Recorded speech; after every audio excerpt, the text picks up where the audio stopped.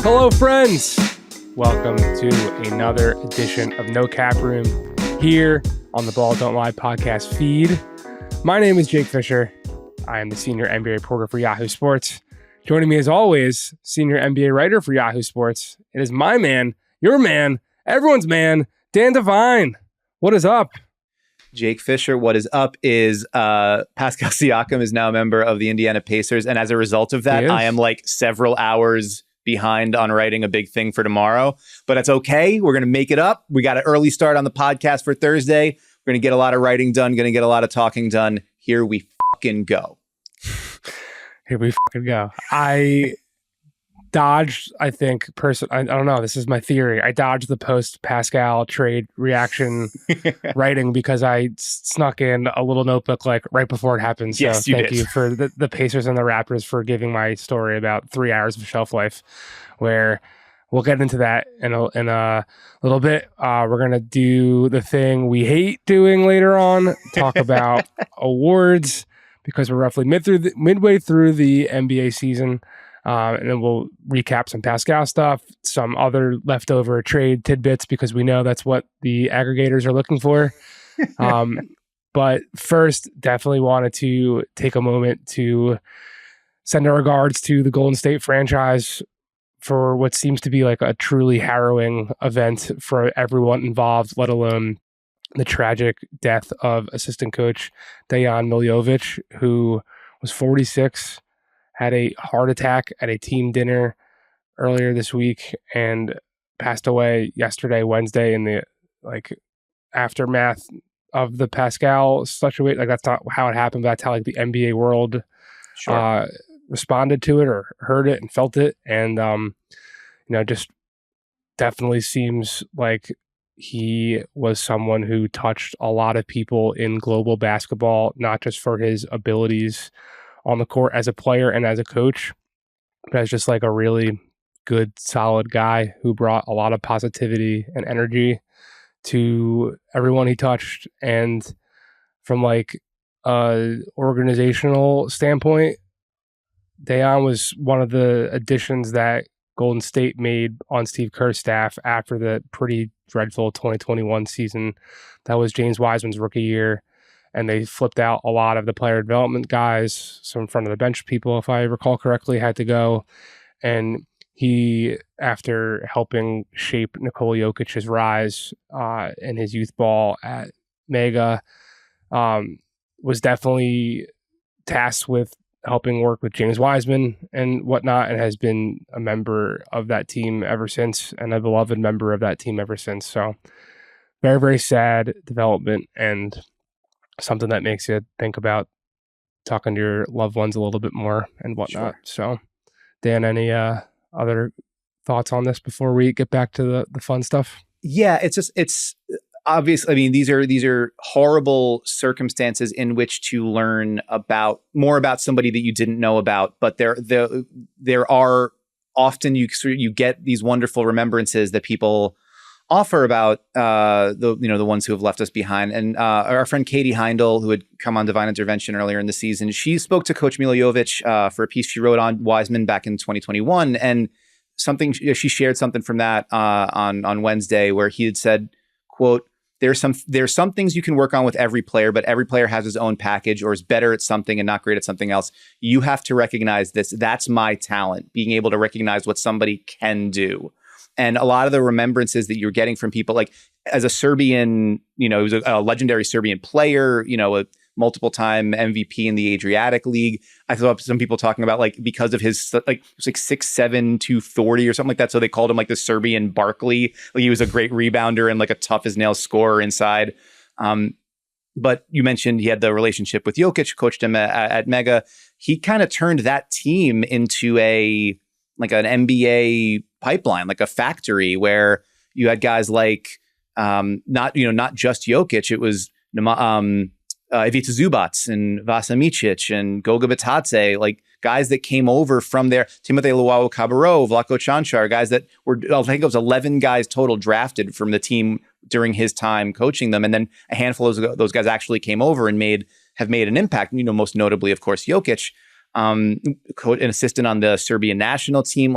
but guys really, he made that impact on a lot of people. It was a really sweet thing, and we can move off of it. But like Darko Rajakovic, head coach of the Raptors, knew him from when they were kids, and he was very broken up about it, very emotional about it before and after the Raptors game on Wednesday night. But he ran the first play of the game that they ran in Toronto. He said it was an ATO that he took from his friend, and they got a 3 out of it. Gary Trent Jr. got a wide open 3 out of it.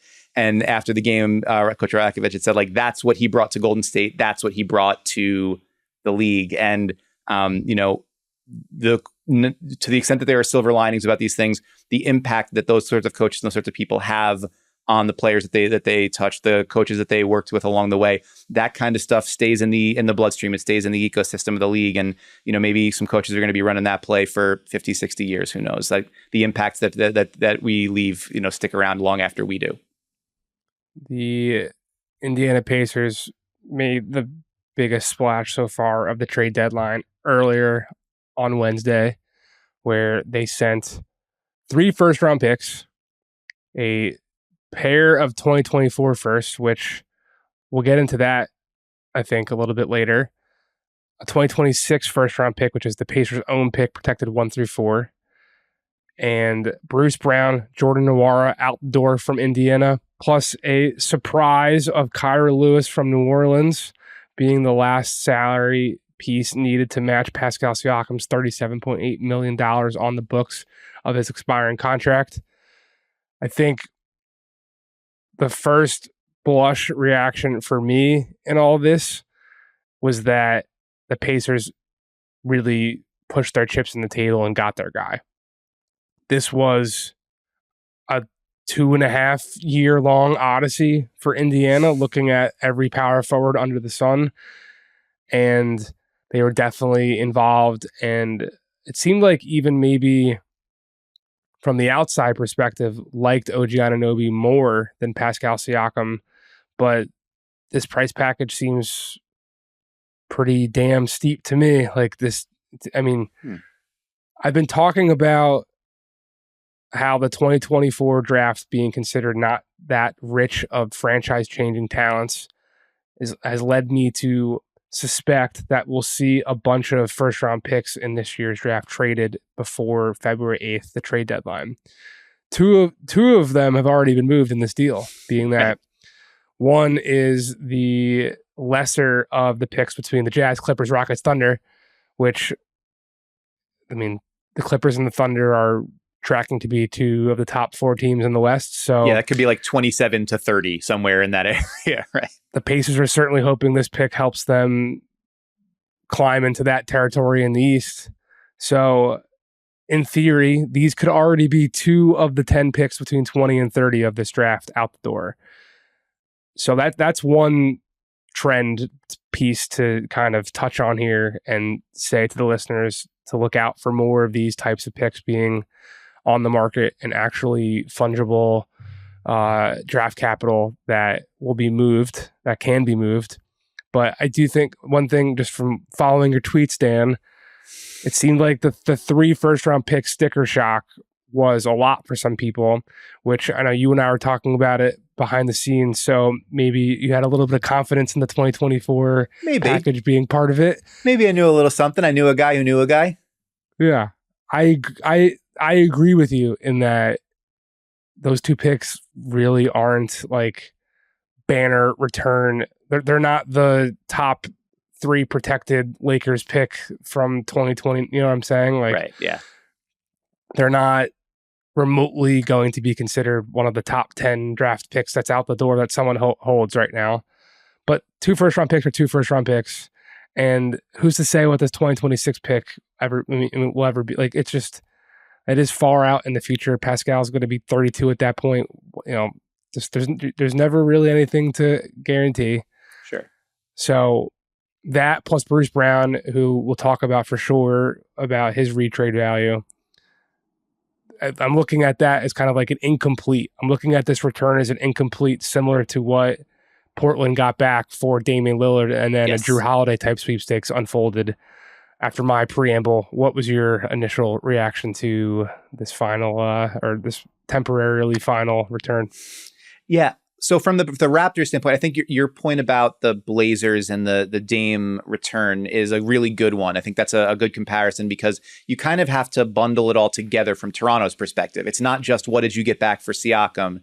It's what did you get back for Siakam and OG Anunoby, and then whatever else you move before in the next 3 weeks before the trade deadline as sort of this wholesale reimagination of what the roster can don't look say like. rebuild. How dare you say rebuild? I know. I had to like hit the break. I was like revamping, retooling, re-envisioning of what the roster could look like. The Wizards also say they're not rebuilding either. They're just like reshaping. Are they even building? Are we? Are we aware? Has there been? Is anything under construction? Are we aware of shovel in ground? Sorry, that's unfairly diminishing to Bilal Coulibaly. I apologize. Yeah, and they paired college best friends Isaiah Livers and Jordan Poole back together again. Incredible. So love conquers all, hope springs eternal. So from the Raptors' perspective, yeah, you look at it and say they were able to turn these two sort of cornerstone pieces of previous regime into a couple of young players that they think can be part of their core moving forward in Emmanuel Quickley and RJ Barrett. Then multiple draft picks in this draft, and then in 2026, which is a top 4 projected. Like the best case scenario for them is that things go haywire in Indiana, and that turns into the 5th pick in the draft. And there's a chance that could happen for sure. Plus, you have as you said, Bruce Brown can be redirected. I would imagine that and we'll get into the Raptors a little bit more in a second, but so they are moving toward a full like kind of compensation package of what they can get from moving on. Maybe a little bit too late, but whatever. The only time to stop making the best time to stop making yesterday's mistakes is right now. So that's them moving forward from here. From the Pacers' perspective, yeah, I understood the initial shock that people had at the idea of like, how the hell are you giving up 3 first-round picks for a guy who can be a free agent in 4 months? Like, and I get that. Pascal Siakam's set to hit unrestricted free agency. He is a similar sort of bucket as somebody like Julius Randle, who we've talked about a lot on this show, where it's like all-star, yes, all NBA, yes, but he's closer to like the edge of that conversation than the center of it, and has been for several years. And so it's like, that guy's really good, but is he worth all of that, especially as he's a flight risk? And so I think what we've seen from the immediate aftermath reporting, both in terms of the pick protections that you laid out, the timing of the picks, that they will be past those encumbrances in 3 years, and that you have the initial word appears to be, whereas previously it was reported that Siakam wasn't very interested in re-signing anywhere, that he would get traded. He apparently likes the idea of being in Indiana with Tyrese Halliburton and with a team that has his bird rights, that doesn't really get free agents, and that might be willing to spend to keep him around. He likes that idea quite a bit. So if that is true, and if we get into the summertime and then there is whether it's a full max deal, a near max deal, whatever, for Pascal Siakam on the table from the Pacers, then you're talking about you gave up these things. The downside risk there is you're paying Pascal Siakam, $50+ million in his age 34 and 35 seasons. And that could be really bad too. Like, absolutely. But to turn non-star players and non-premium picks into a second all-NBA talent in Indianapolis feels like alchemy to me. Like, not just like a gamble, but it feels like wizardry. And so we'll see how I think the fit has a chance to be really, really clean and really, really good.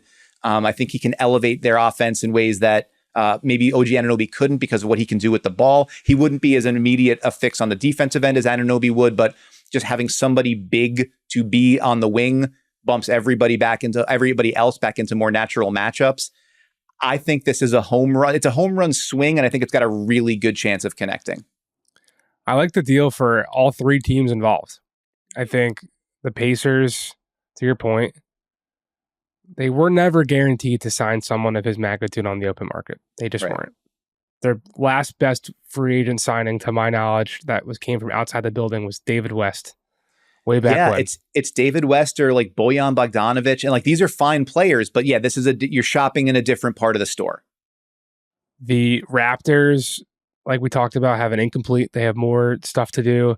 Kyra Lewis was a lottery pick for a reason. He's basically been buried in New Orleans because of everyone else in front of him. He had a torn ACL, I believe. Injury one too. One of the bad A's that knocked him out for a pretty critical season. He was like supposed to be their starting point guard after Lonzo left, basically, or he was going to have an opportunity for it. So theoretically untapped upside there. And the Pelicans got under the luxury tax and have extra roster spots to be able to play around with moving forward. So I think it's fine for all account. You're not getting back your Emmanuel quickly, let alone an RJ Barrett that you got from the Knicks.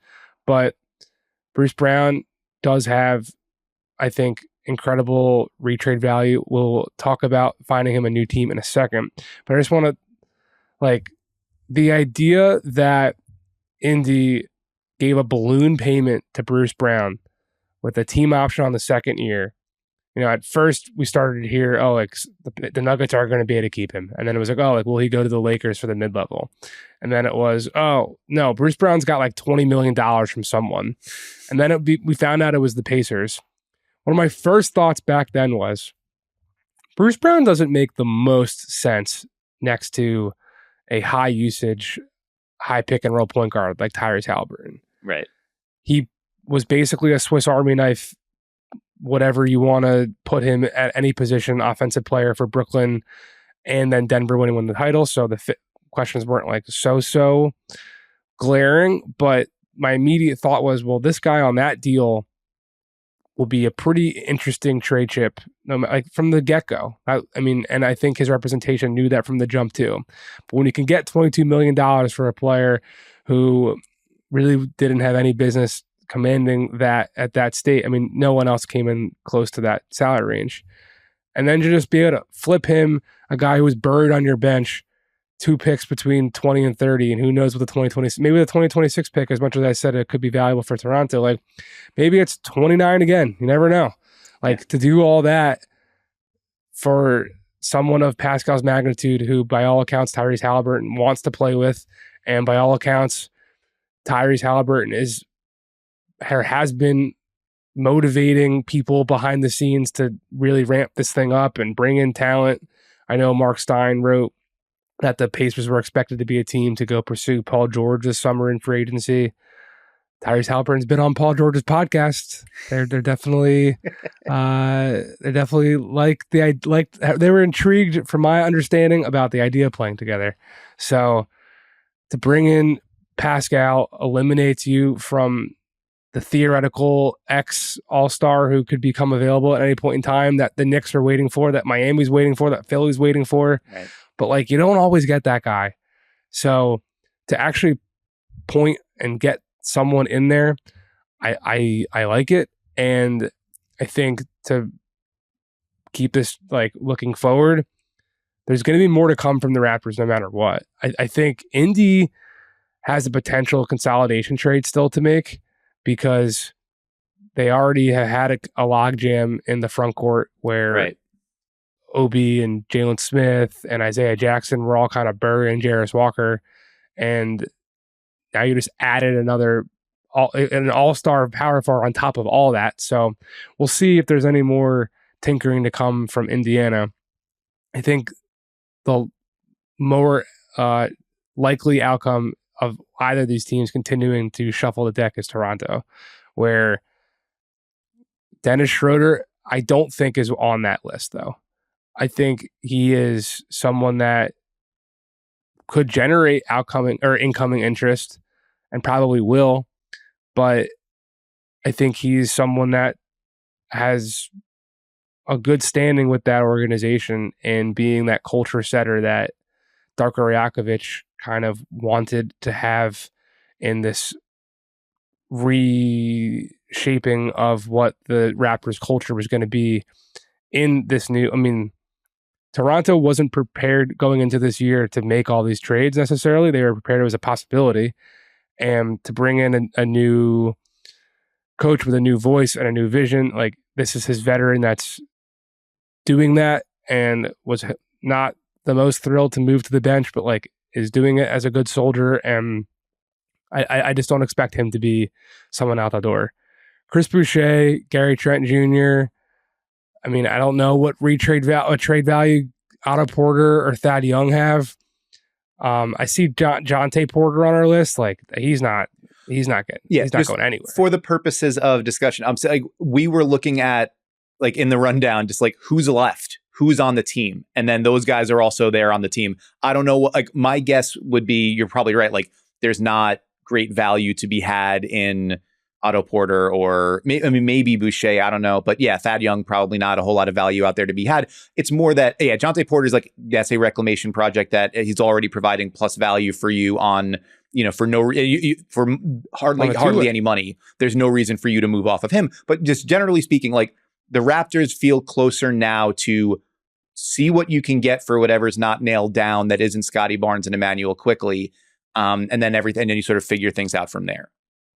Yeah, so I think it's Gary Trent, Chris Boucher, and that's kind of really the only names I'm looking at outside of the big ticket item of Bruce Brown, who. So let me ask you that by way of setup. So my first thought after this all happens is, as you mentioned, they have Bruce Brown is in the first year of that huge balloon payment deal. The second year of it is a team option for I believe $23 million or $24 million. So he becomes either an expiring contract or a player that a team could say like, well, we want to add him to our mix for next year. And having just seen him be an important piece for a playoff team, it made me wonder, like, was there immediate rumblings about, like, could he have value to a playoff team on the market?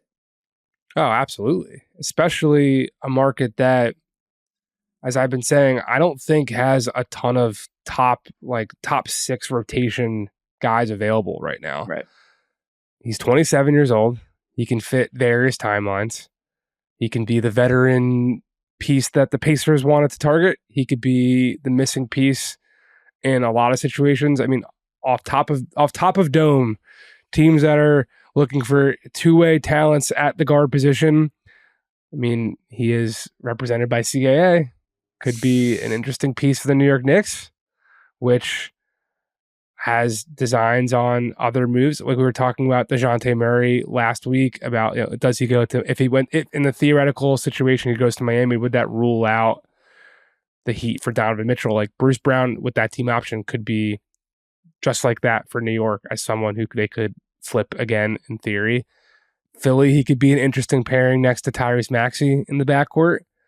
I don't necessarily think the Sixers are like looking for a true point guard who's going to move Tyrese off the ball full time.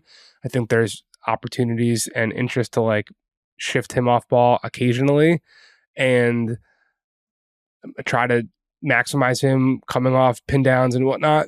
But I don't know if Bruce is necessarily like the guy who can run the second unit or run the offense when Tyrese is on the bench type thing. So that's not as clean a fit to me as Bruce Brown does feel so Knicksy. Like, put him in that Dante DiVincenzo, Josh Hart reserve lineup, and I wonder how like many switching steals, transition opportunities these guys are going to get together. Is there another team? Make the whole second unit out of 6'4" guys who kind of can dribble a little bit and can kind of shoot a little bit and who just play super hard all the time. Yeah, I mean, there's something to it. The Knicks thing is interesting to me. Because I'm a glutton for punishment Knicks fan, but like the question of what are they going to, like the Knicks have that sort of like exploding asset of Evan Fournier's contract. And like every year we get like one or two stories that's just like, yeah, I'd like to play, but it's just, it's not going to happen. Doesn't seem like it's likely to happen for me. So maybe I can go someplace and play. Maybe not. Nope. They're keeping me around just in case they need to match me in a salary for a deal. And like, so if you are the Knicks and you could theoretically attach a pick or some kind of draft compensation to Fournier's deal to the Raptors to get, we've already got the great working relationship with Toronto, despite the lawsuit, another deal just happened. You sort of like preserve the salary slot, actually increase the salary slot a little bit because the next year of Brown's deal is bigger than the Fournier deal, and maybe improve your rotation depth today with a guy you would play, and then still have the opportunity to guarantee that deal for next year, use it as matching salary. I think I can understand the incentive structure for the Knicks to do that. I don't know that it would be worth the if they'd be willing to give up something worth the Raptors' while for that. I wonder about that, but I kind of get that. It makes sense to me. From just like a history doesn't repeat, but it rhymes. I kind of love the idea of the Sixers getting involved because now we see what he looks like playing off the other MVP center guy. He was the backup point guard in Denver last year, but like and so he can't run the whole second unit on his own, but like if he works off of Embiid being the guy who you run everything through and he's just bringing the ball up the court and entering the ball, maybe there's something there. And it's like a middle ground between find your all-star guy, third partner for Embiid and Maxey, and stand pat. And then again, provides Daryl Morey theoretically with the flexibility to either let that money come off the books this summer or package him up for something further. I was trying to sort of think through who else could make some sense with it. And I'm sure that Denver would love to have him back, but I don't think they have the matching money to do it. The Suns, I know you had reported they were kind of figuring out what kind of conversations they could get into with like a Grayson Allen, Nasir Little package. But like, I think you'd have to add too much money to them to get to Brown's number that it probably isn't worth Phoenix's while. Yeah, they're together at 16 million. Yeah, so you'd have to add, I think, probably like a Kogi or Keita Bates Diop or Eric Gordon or something like that just to get closer. And at that point, is it worth your while in terms of what you're adding to your rotation? I don't know. Yeah, I as I was going through the list of teams, I feel like I was coming up short. Is there anybody that I haven't mentioned that you sort of have you either been hearing things about or that you think lines up maybe? To be clear, I have not heard that the Miami Heat are pursuing Bruce Brown, but that'd be an interesting fit to me, and it could potentially allow a trade where Kyle Lowry gets moved back to Toronto. So. That was just one other thought that I had in mind. But yeah, I think that's part of why, to wrap all this up, I think that is part of why this deal happened now. I think that's part of why Toronto has been the one team that's making deals left and right. Not made two deals. Just because... one left, one right. Yeah. One left, one right. So yeah, there was like a rumor going around the NBA on Monday that the Raptors had told teams, you got 48 hours. I have no idea if that's real, but pretty much almost exactly 48 hours later, Pascal Siakam gets moved.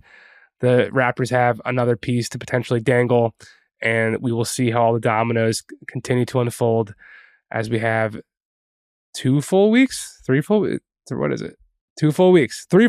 Man. 3 full weeks. Time is folding in on itself. Yeah.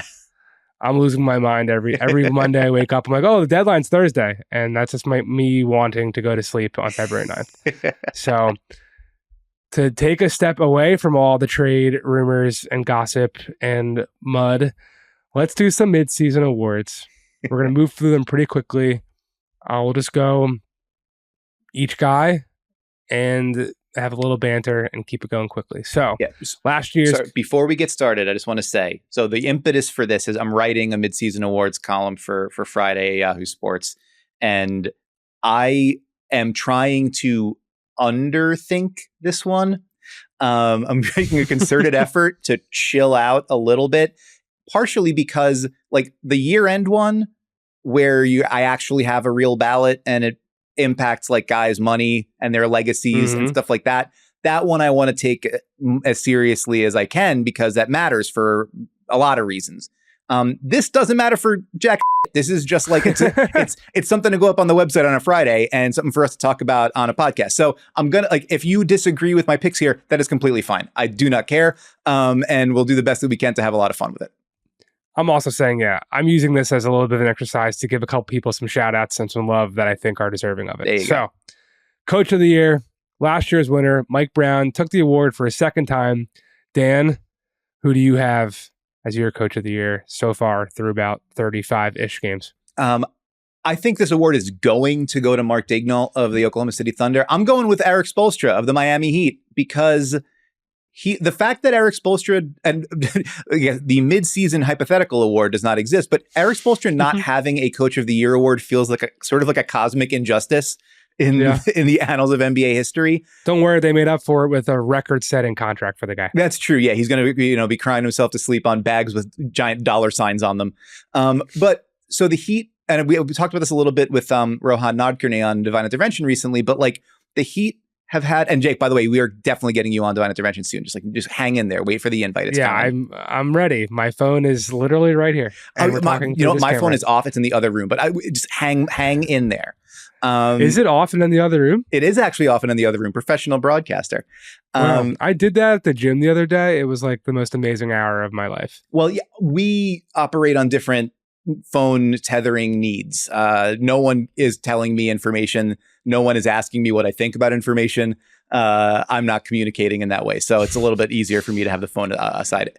Also, the Heat have had Jimmy Butler, Bam Adebayo, and Tyler Hero on the court for 10 games this season, less than 200 minutes.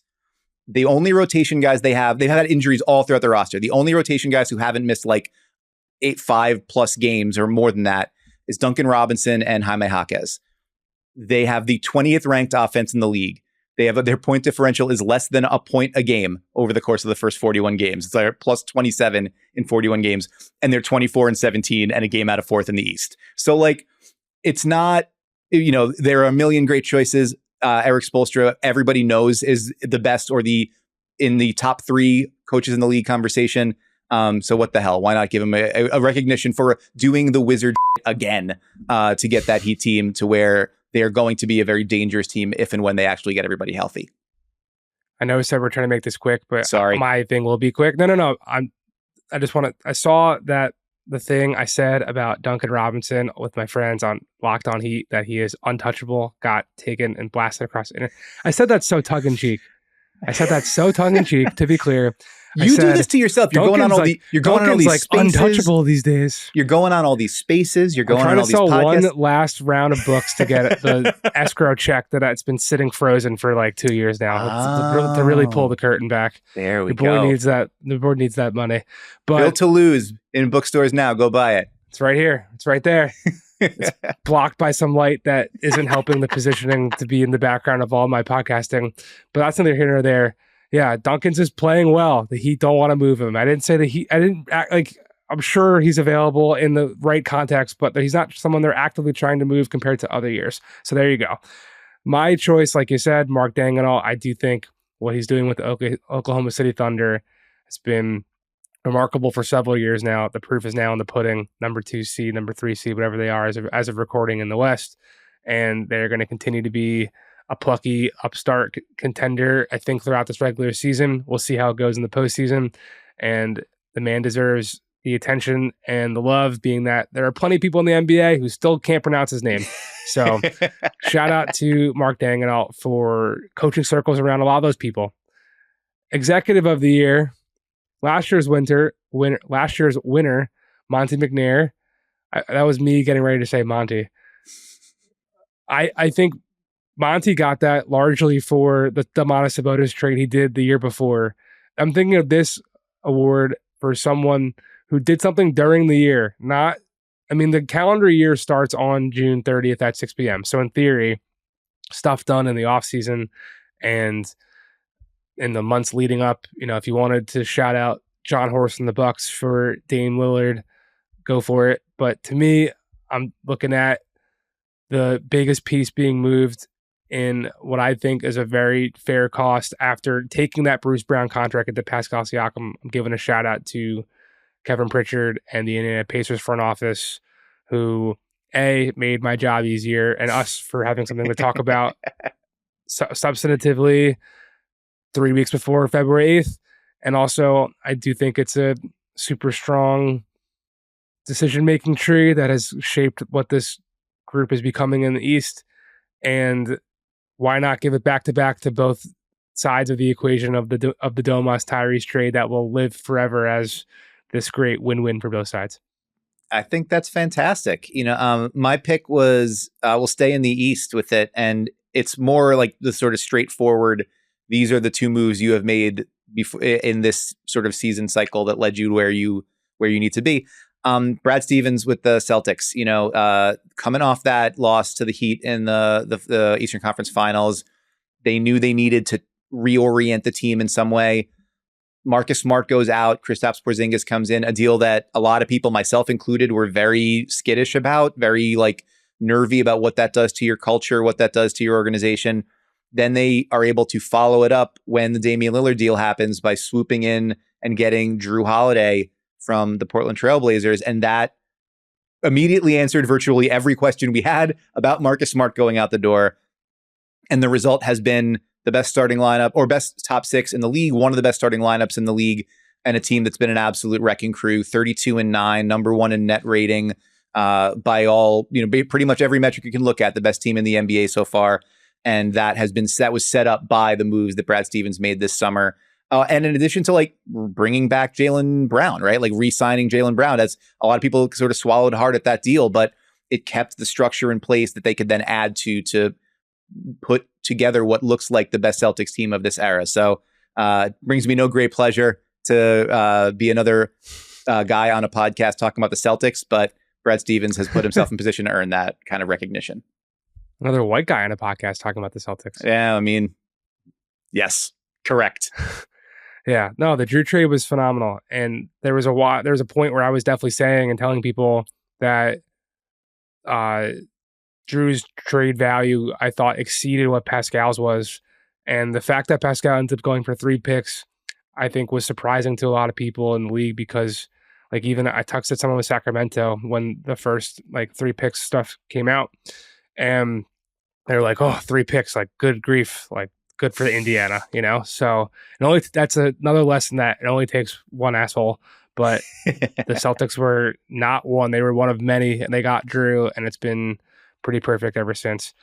Clutch Player of the Year, last year's winner, De'Aaron Fox. A lot of kings last year. Dan, who's your king of the clutch gene this season? So we're talking about shout outs. I'm going to use this as an opportunity to shout out Mike Bowie, great analytics dude who runs the site Inpredictable, has what he calls the Jerry West Clutch Player of the Year tracker, an analytic model that goes past just sort of like the clutch stuff on NBA.com, calculates how much a player adds to his team's win probability in clutch situations. And while you would think maybe Dame Lillard, because Dame Lillard is like leads the league in plus minus in the clutch, Giannis Antetokounmpo actually nudges ahead in the win probability added because of his play on the defensive end, the defensive rebounding, the blocked shots, the steals that he's gotten, in addition to his high scoring on great efficiency, generating free throws, all that kind of stuff. So since this doesn't matter, Giannis Antetokounmpo, you are number one in Mike Bowie's rankings, and that means you're number one for me. Where does Anthony Simons rank in those rankings? You know what? You vamp on Ant, and I'll go take a look.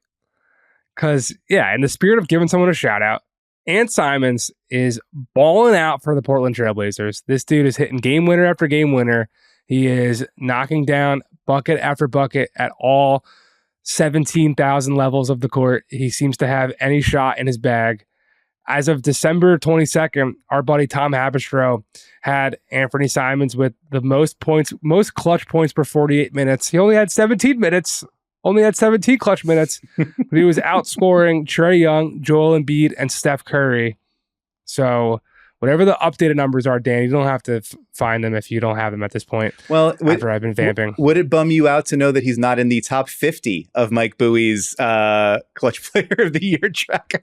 Well, because that is, as it relates to winning games, and the Portland Trailblazers have not won many a clutch game. Right. The one they have, Anthony Simons has been. The probability that they're in a close game is vanishingly small. So that's why he doesn't wind up there. But when they get in there, man, he's hell on wheels. When they get in there, he is dangerous.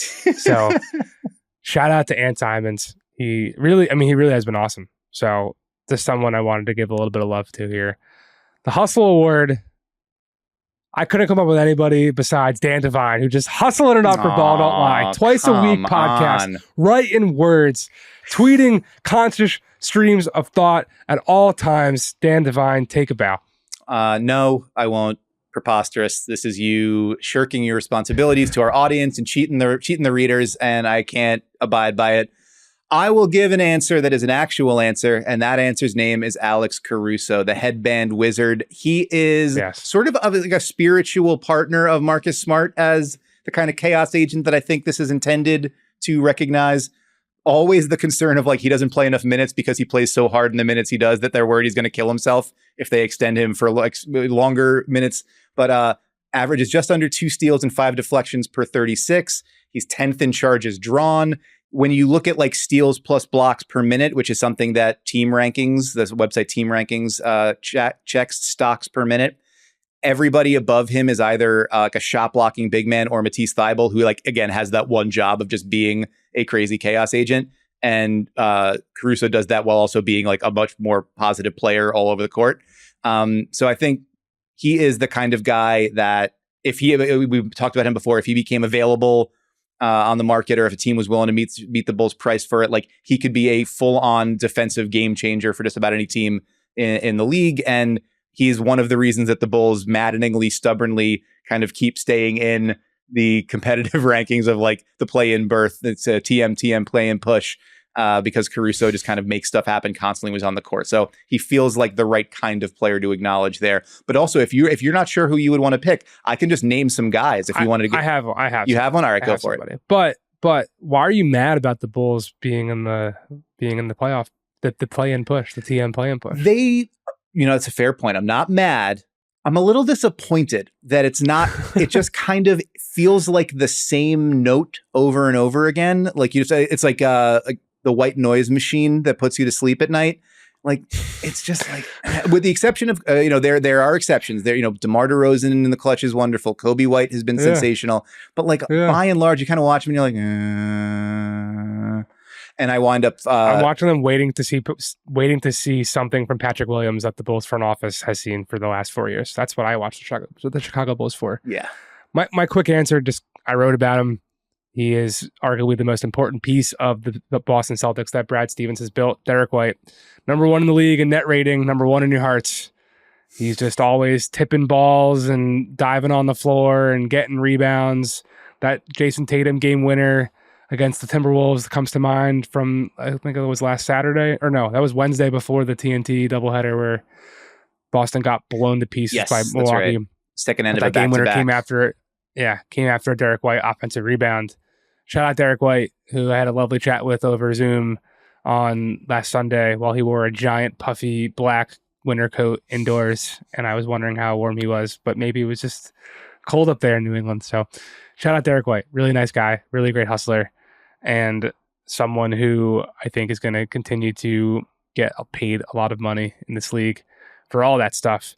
Someone who's going to make a bunch of cash in this league is our mutual rookie of the year choice in Chet Holmgren, who I'm going to say I'm very concerned, I guess is the word, that the league is going to force feed a Victor Chet rookie of the year outcome, just because they've done it in the past with Jason Kidd and Grant Hill, to my recollection. And there was another one in the 90s of two. I'm thinking it was maybe Chris Webber and someone else, but I actually it's don't like remember. an award that people don't really care about too much. This is an award that Tyreek Evans got with the Sacramento Kings, and it's made some great fodder. We've talked about it with the Donovan Mitchell rookie definition sweatshirt stuff. And who can forget the big battle between the Michael Carter-Williams camp and the Victor Oladipo camp of 2014. I can forget that. I very much forgot that. I remember Zach Lowe made an impassioned plea for Victor Oladipo, and everyone at Liberty Ballers and everyone in the Philly sports media wanted to take pitchforks to Zach Lowe, because how could you ignore the counting stats of Michael Carter-Williams?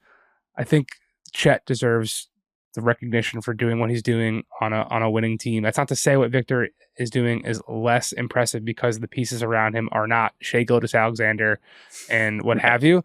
But I just think it is remarkable that Chet has just been dropped into a burgeoning contender in the West and has been not only just their second best player, but a legitimate all-star candidate in this year, who's putting up numbers in line with Hall of Fame enshrinement if he can keep it up for the next decade plus.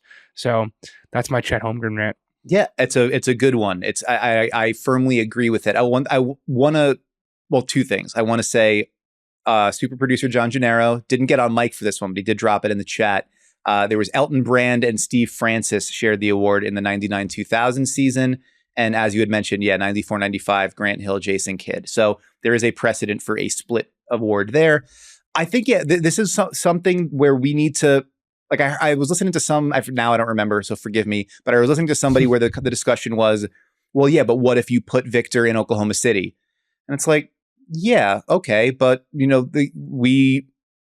that's not what is reality. So, like, yeah, it doesn't necessarily mean that one thing is more impressive or less impressive than the other.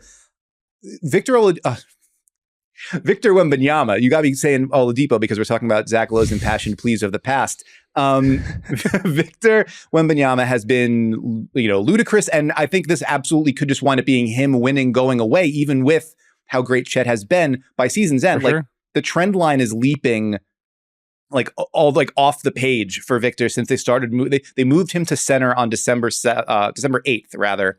And since that time, it's 21 points, 11 rebounds, just under 4 blocks, and 3.5 assists per game. They're already a league average defense with him playing at center. Like, they've been terrible all year. You put him on the court with Trey Jones, as we've talked about before, they're about plus 6 points per 100. Like, if this sort of continues the trend that it's been going the last 15, 20 games, whatever it has, with him at center and the way that they play, the numbers might just be like beyond reproach to a degree that he winds up winning, even though the Thunder are the superior team and Chet has been playing a gigantic role on a really good team all year. But I think that's I don't think you can understate the value of that. Yes, doing what Victor Wembanyama is doing without the surrounding talent is really hard, but so is needing to play 30 minutes a night on a team that thinks it can win a championship. And actually elevating that team to that level, not making mistakes, not being somebody that has to get yanked off the floor because you can't hold up on defense or you're going to get bodied too often. You're not going to make the shots that are created for you. You're not going to generate shots for others. Chet Holmgren's been doing all of that and then some. And so, yeah, I mean, in terms of just the entirety of what he's produced in the first half, I think it would be Chet. But if you wanted to say Victor Wembanyama, I'm not going to throw a fit about it. I think that's the fact that there's such a good argument for both guys is a pretty impressive thing, given how much was expected of both of them coming in, that they've been able to not only meet but exceed those expectations is kind of crazy. Our next award, I'm actually mad at what Dan put on the rundown. Okay. This is a strong take of mine. Most improved player should not go to someone who was already an all-star. Okay. The year Ja Morant won most improved player was absolutely absurd.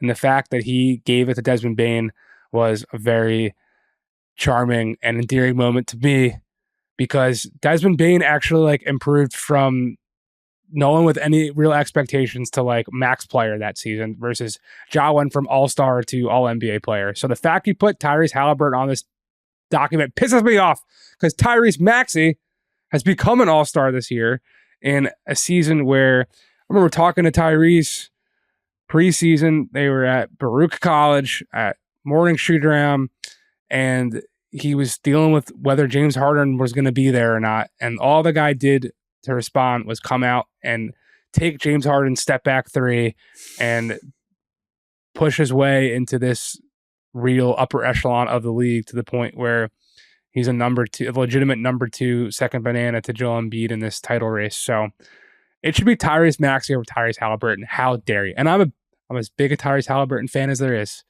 but you got the wrong Tyrese, buddy. That's totally fine.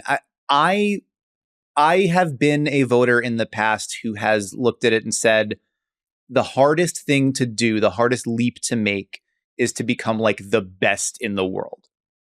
And there are not many spots available for that. I voted for Luka Doncic in 2020. I voted for Ja in 2022. I don't think there was a similar candidate in 2021. I voted for Randall, going from pretty good to all NBA.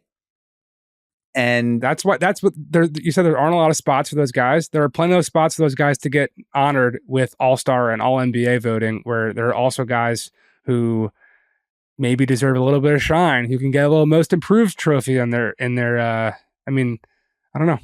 Yeah, I mean, it's a defensible position. It's just not one that I agree with. I think that the hardest thing to do is become a top 5, top 6, top 7 player in the world. And Tyrese Halliburton has done that. If we're talking about it's not just that he's getting more minutes, right? He has legitimately leveled up across the board, even from his all-star berth last year. Nearly 4 more points and 4 more assists per 100 possessions than last year. 2-point accuracy and 3-point accuracy both up despite the higher volume.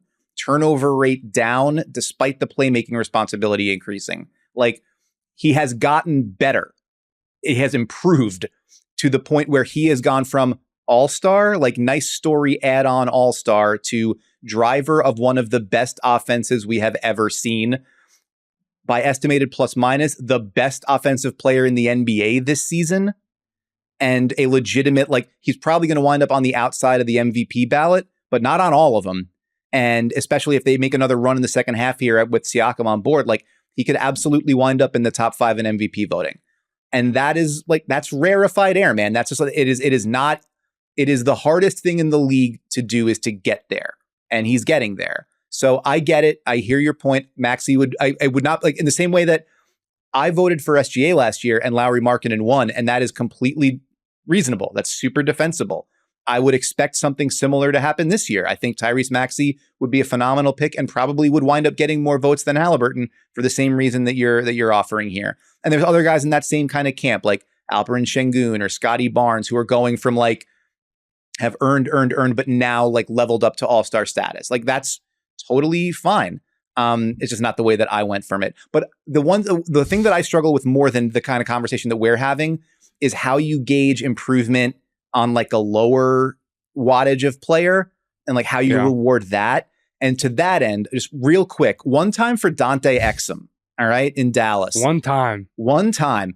He went from, I can't stay healthy and I can't contribute enough offensively to stay on the court in Utah, and then, like, bounced around. Comeback player of the year, Dante Exum. If they had that award, for sure. Yeah. I mean, like, he winds up out of the league. He goes to Europe and plays in Spain and then I think in Serbia for a couple of years, and, like, irons out his shot and figures out how to make himself a more viable player, and then comes back. And now he's like a 45% 3-point shooter who's playing real rotation minutes in Dallas and, like, has a role in the league.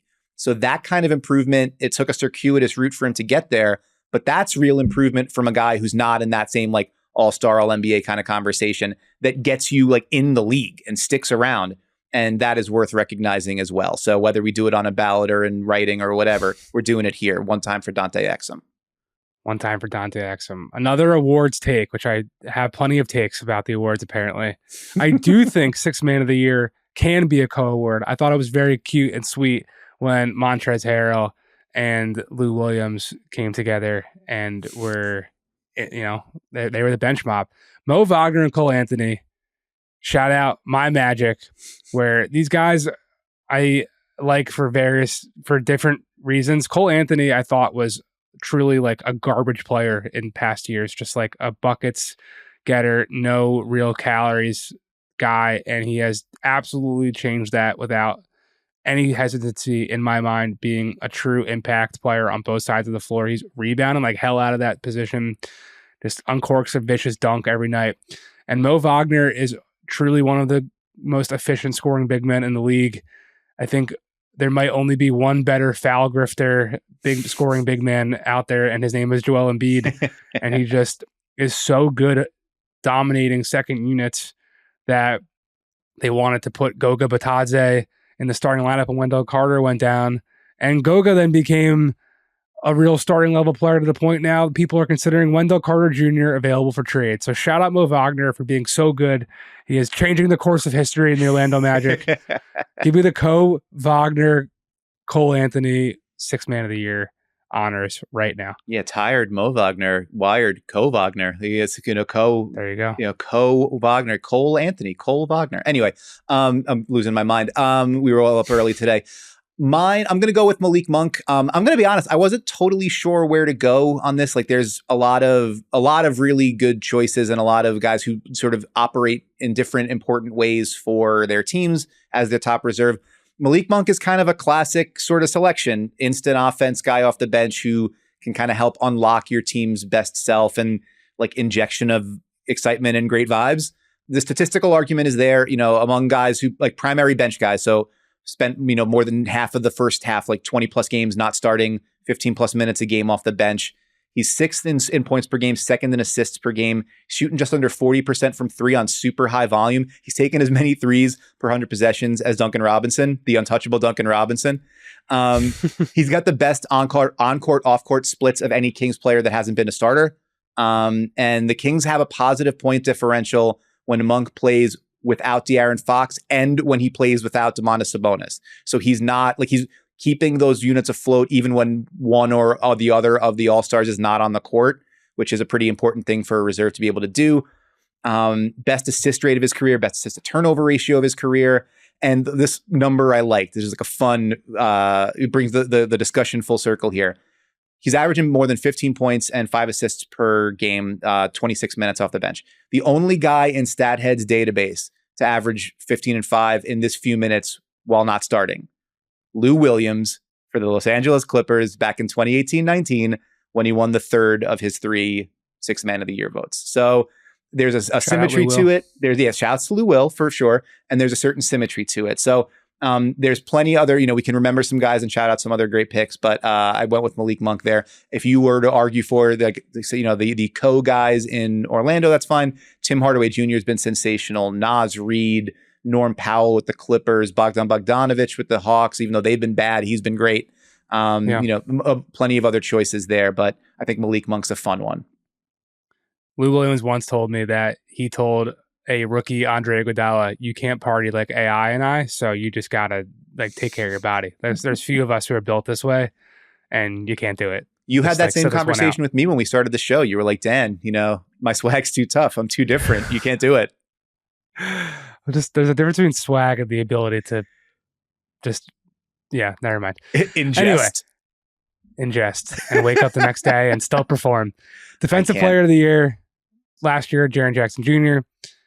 I'm just taking this opportunity to shout out Dillon Brooks and the Houston Rockets. I don't think Dillon Brooks is going to win Rookie of the Year, Defensive Player of the Year. He's definitely not going to win Rookie of the Year. Although he's having a great rookie year in Houston, great first year in Houston.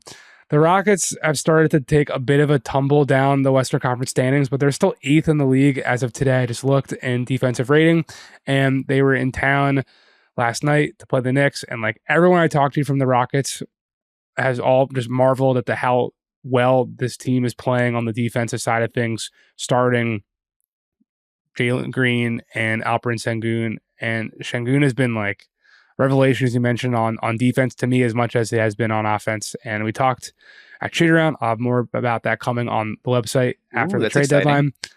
Yeah, he was great. Truly a lovely dude that I look forward to how much better his English will come over the coming years, because he's got such a great personality and he likes to talk and he's funny. And the more he gets comfortable, and that was a big part of our conversation too. The more he gets comfortable in this culture, let alone with this language, he's going to continue to shine. So shout out Alpy, shout out Dillon Brooks, and shout out for the Houston Rockets. Really impressive defense, being that was their goal, right? That was the whole talk of all the offs. They wanted to go chase these veterans to really establish a true defensive identity and culture under Ime Udoka, and they have done that. The individual pick is a stretch, but it is a good way to shout out a very good defense. It's a massive stretch. One that, if we're going to ruthlessly plug, you go back in the archives a little bit. I wrote a huge ass thing about the Rockets defense maybe a month ago or so. And you're absolutely right. Dillon Brooks and Fred VanVleet being point of attack captains there has been a gigantic improvement for them. Mine is a boring pick, but it's the right one. It's Rudy Gobert. He will win Defensive Player of the Year. That is the most locked, ironclad one of all of these. Yeah, barring something dramatic changing in the next few months. Best player on the best defense in the NBA. I like to check out a site called dunksandthrees.com, which factors in strength of schedule, the opponents that you faced for your offensive and defensive ratings. How many stat websites are you just going on every day? I go to when I'm working on this stuff, I like cross-referencing information. I like to get a lot of information in here. So this is one of the sources. A lot of tabs.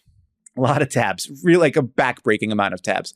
The Wolves have been nearly 2 points per 100 possessions better on defense than even second place Boston. There's a gap, and they've been their best self with Rudy Gobert on the floor. He's blotting out the sun, man. He's 7th in the NBA in blocks, but that doesn't even account for it. Watch a Wolves game for 5 minutes and you will see the number of drivers who take down, don't even bother. They pull down the shots, they drive, they sort of get a toe into the paint, but then get out and kick it out or try to find something else because they do not want to put it up near him. He's going to swat it or you're going to contest it. opponents take way fewer shots at the rim against when he's on the court. They take way fewer shots from three because the Wolves perimeter defenders get to stay closer on their guys because they know they've got help behind them. They shoot way worse whenever he's on the court. I mean, just like on and on and on. And even like the isolation defense, there's that sort of trope that's been there for years and years. Like, well, you go small against him, you drag him out of the paint, you play him off the floor. Well, opponents are shooting 38% against him in isolation. He's given up like 0.75 points per possession in isolation. Like, you bring him out in space, you still got to deal with them and the 8-foot wingspan and everything else. So he has been like, it took a year. And it took him getting, there were all the discussions about him being like, nicks and bruises and dings and whatever last season.